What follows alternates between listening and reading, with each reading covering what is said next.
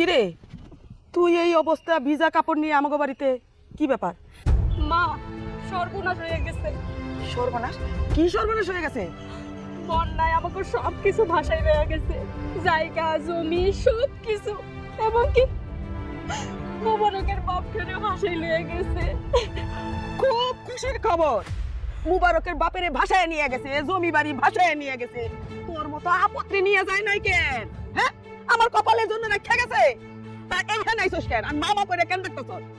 এইখানে এমন তো কই যাবো কত, আমাকে তো সবকিছু ভাসাইয়াই নিয়ে গেছে, আর তো কোনো জায়গা যাওয়ার জায়গা নাই। তাই চিন্তা করছি আজকের পর থেকে এইখানেই থাকবো আমি। কি কইলি? এইখানে থাকবি তুই? এই সতীনের মাইয়া কিনা আমার বাড়িতে একই ঘরে থাকবো? কোনোদিন না, কোনোদিন আমি এখানে তোরে রাখব না। যা বাইর, এখন এই মুহূর্তে বাইর। চলে যাবো মানে? আমি আমার পোলাটারে লয়ে কই যাবো মা? জাহান্নামে যা। এই বাড়ি থেকে আমি কোথাও যাবো না, এইটা আমার বাপের বাড়ি। আর তাছাড়া তুমিই তো কো আমি নাকি তোমার সৎ মাইয়া, আর আমার বাপের তো আর কোনো পোলাপান নাই, তোমার ঘরেও তো তার কোনো সন্তান হয় নাই। তাইলে এই সহায় সম্পত্তির সব মালিক তো আমি। আমি এতদিন চুপ করে ছিলাম, আমি শ্বশুর বাড়িতে পড়েছিলাম, তাই কোনো কথা কই নাই।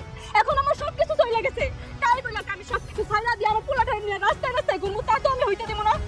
বাবা, চাপা তো কম জানো না, মুখ দিয়ে মনে হইতেছে ধানের খই ফুটতেছে। ভালো চাপা শিখছো, বাপের সম্পত্তির ভাগ শিখতেছিস তাই না? যা, ভাগ দিলাম।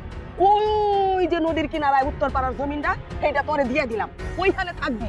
যে পর্যন্ত ঘর না উঠাইতেছস, এই পর্যন্ত ওই বারান্দার রুমে থাকবি। আমার ঘরে আসবি না, আমাদের সাথে সম্পর্ক রাখবি না। ঠিক আছে, ওইটুকু জায়গায় আমাকে জন্য যথেষ্ট।